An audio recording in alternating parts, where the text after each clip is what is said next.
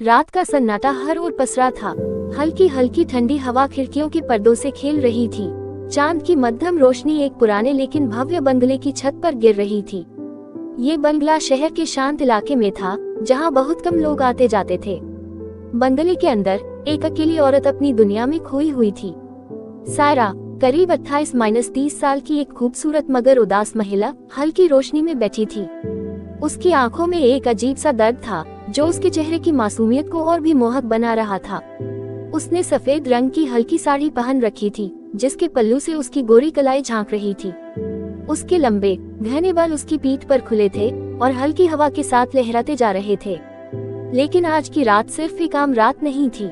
छत के दूसरी तरफ एक परछाई धीरे धीरे आगे बढ़ रही थी। रघु, जो कि एक कुख्यात चोर था, वह इस घर में चोरी करने आया था। उसे खबर मिली थी कि यहाँ काफी कीमती गहने और पैसे रखे हुए हैं। उसके कदम बेहद हल्के थे, उसकी आंखें अंधेरे में भी किसी बाज की तरह तेज थीं। वह खिड़की के पास पहुंचा और अंदर झांका। सामने का दृश्य देखकर उसकी सांसें थम गईं। सायरा किताब पढ़ने में खोई हुई थी। उसकी आंखों में गहराई थी, होंठ गुलाबी और हल्के से खुले हुए, जैसे किसी ख्वाब में हो। रघु ने कई बार अमीर घरों में घुसकर कीमती चीजें देखी थी, लेकिन आज उसकी नजरें किसी सोने के गहने या पैसे पर नहीं थी, बल्कि वह उस औरत पर अटक गई थी, जो किसी परी जैसी लग रही थी। रघु का दिल अचानक तेजी से धड़कने लगा। उसने खुद को संभालते हुए धीरे से खिड़की की कुंडी खोली और अंदर कदम रखा। लेकिन तभी उसकी कोहनी से पास रखा एक कांच का गिलास नीचे गिर गया। कौन है वहाँ? सायरा की मधुर आवाज गूंज उठी। रघु एकदम सख्त खड़ा हो गया, उसकी सांसें तेज हो गईं। उसने तुरंत पलटकर भागने की सोची, लेकिन उसके कदम वहीं जम गए जब सायरा ने एक दिए को जलाया। हल्की पीली रोशनी में उसकी चेहरा और भी हसीन लगने लगा। सायरा ने गौर से देखा, उसके सामने एक अजनबी खड़ा था, लेकिन न जाने क्यों वह डरने के बजाय उसे बस देखती ही रही। रघु कुछ कह नहीं पा रहा था। वह चाहता तो था कि कुछ बोलकर अपने आने का बहाना बनाए, लेकिन उसकी जुबान जैसे किसी ने बांध दी थी। सायरा ने धीरे से कहा, चोर। रघु ने आंखें झुका ली, मानो उसकी चोरी पकड़ी गई हो। लेकिन ये चोरी गहनों की नहीं, बल्कि दिल की थी। सायरा कुछ पल उसे देखती रही, फिर अचानक उसके होंठों पर हल्की मुस्कान उभर आई। पहली बार देखा है कोई चोर जो इतना घबरा रहा हो। रघु की आंखों में पहली बार डर की जगह एक अजीब सा सुकून था। उसे खुद समझ नहीं आ रहा था कि वह इस औरत की नजरों में खो क्यों रहा है। सायरा ने उसके करीब आकर पूछा, क्या ढूंढ रहे थे? रघु ने हल्की आवाज में जवाब दिया, जो मैं ढूंढने आया था, शायद वो यहाँ नहीं है, लेकिन जो यहाँ है उसे देखकर जाने का मन नहीं कर रहा। सायरा ने उसकी बात सुनकर एक गहरी सांस ली। उसे पहली बार एहसास हुआ कि वह कितनी अकेली थी, और आज पहली बार कोई उसके घर आया था, जो उसकी आंखों में देखकर उसे समझने की कोशिश कर रहा था। यह मुलाकात चोरी से शुरू हुई थी, लेकिन दोनों के दिलों में एक अनजाना एहसास जन्म ले चुका था, जिसका अंजाम कौन जानता था। सायरा और रघु की वह मुलाकात अजीब थी, एक चोर और एक अकेली औरत जो अपनी ही दुनिया में खोई रहती थी। लेकिन उस रात के बाद रघु हर रात सायरा के घर आने लगा, चोरी करने के बहाने, मगर असल में अब उसका मकसद कुछ और था। वह अब गहनों या पैसों की तलाश में नहीं आता था, बल्कि किसी और चीज ने उसे इस घर से बांध दिया था। सायरा की खामोश आंखें, उसकी उदासी और उसकी मुस्कान, जो बहुत कम दिखती थी मगर जब भी दिखती रघु का दिल बेकाबू हो जाता। उस रात भी वैसा ही हुआ। आधी रात का वक्त था, बाहर हल्की बारिश हो रही थी। सायरा बालकनी में खड़ी थी, हवा उसके बालों से खेल रही थी। तभी पीछे से हल्की आहट हुई, फिर आ गए। सायरा ने बिना पीछे देखे पूछा। रघु मुस्कुराया। अब उसे अपना चोरी करना छुपाने की जरूरत नहीं थी। अगर कहूँ कि चोरी करने आया हूँ तो मानोगी?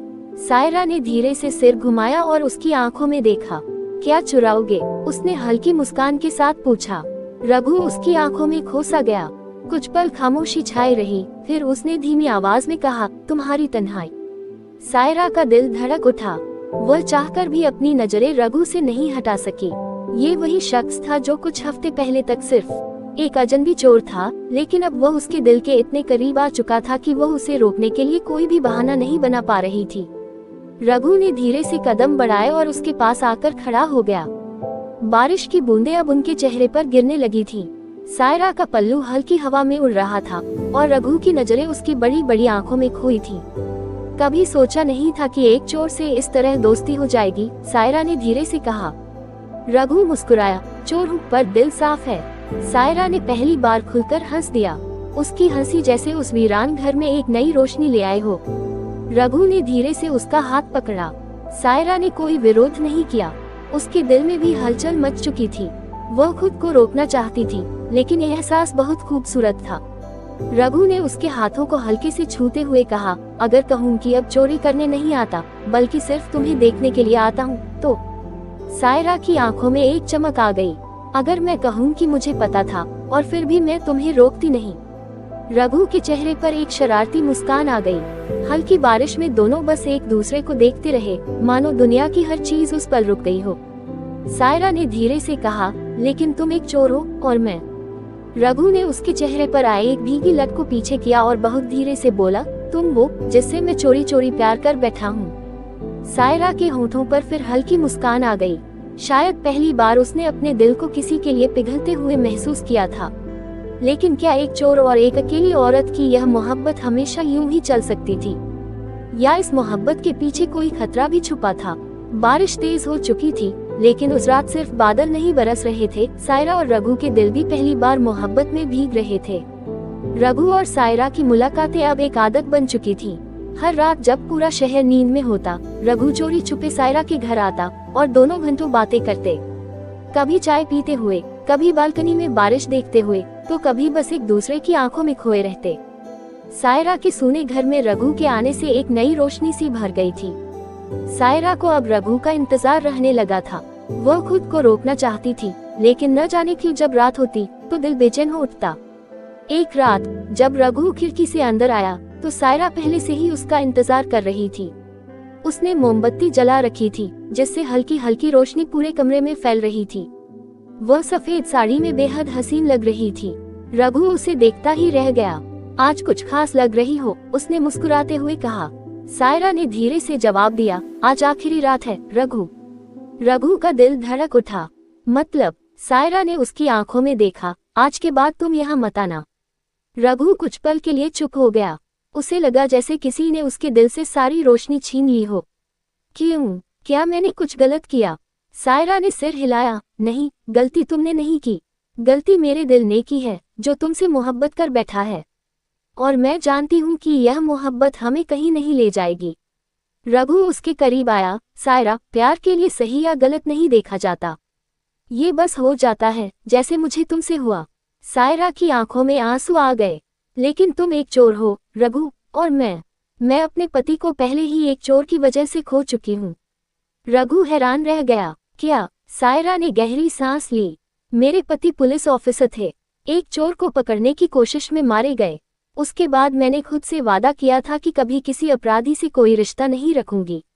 लेकिन फिर तुम आ गए। रघु के लिए ये सब सुनना झटका था। तो क्या तुम्हें मुझसे प्यार नहीं हुआ? सायरा ने उसकी आंखों में देखते हुए कहा, प्यार हुआ रघु, मगर इस प्यार को मैं अंजाम तक नहीं ले जा सकती। रघु का दिल टूट गया, लेकिन वो कुछ कहता इससे पहले दरवाजे पर जोर से दस्तक हुई। खोलो दरवाजा। पुलिस। रघु ने चौंककर सायरा की ओर देखा। तुमने पुलिस को बुलाया? सायरा की आंखों में आंसू थे, लेकिन वो कुछ नहीं बोली। रघु को अब सब समझ आ चुका था। उसकी मोहब्बत, जिसे वह सच्चा समझ रहा था, वही उसे धोखा दे गई थी। दरवाजे की दस्तक और तेज हो गई। रघु ने सायरा की आंखों में देखा। उसकी नजरों में नफरत नहीं थी, बस दर्द था। काश तुमने मुझे एक मौका दिया होता सायरा, मैं तुम्हारे लिए बदल सकता था। सायरा की आंखों से आंसू टपक पड़े, लेकिन उसने कुछ नहीं कहा। रघु ने एक आखिरी बार उसे देखा, फिर खिड़की की तरफ भागा। लेकिन तभी दरवाजा टूट गया और पुलिस ने उसे चारों तरफ से घेर लिया। सायरा पीछे हट गई। उसकी आंखों में दर्द और पछतावा था। पुलिस उसे पकड़कर ले जा रही थी, लेकिन जाते जाते रघु बस एक ही सवाल पूछ रहा था, क्या तुमने सच में मुझसे प्यार किया था सायरा? सायरा ने कोई जवाब नहीं दिया, बस खिड़की से बाहर देखते हुए अपने बहते आंसुओं को रोकने की कोशिश करने लगी। रघु जा चुका था, लेकिन उसके साथ ही सायरा का दिल भी एक कैद में चला गया था, ऐसी कैद जिससे निकलना अब नामुमकिन था।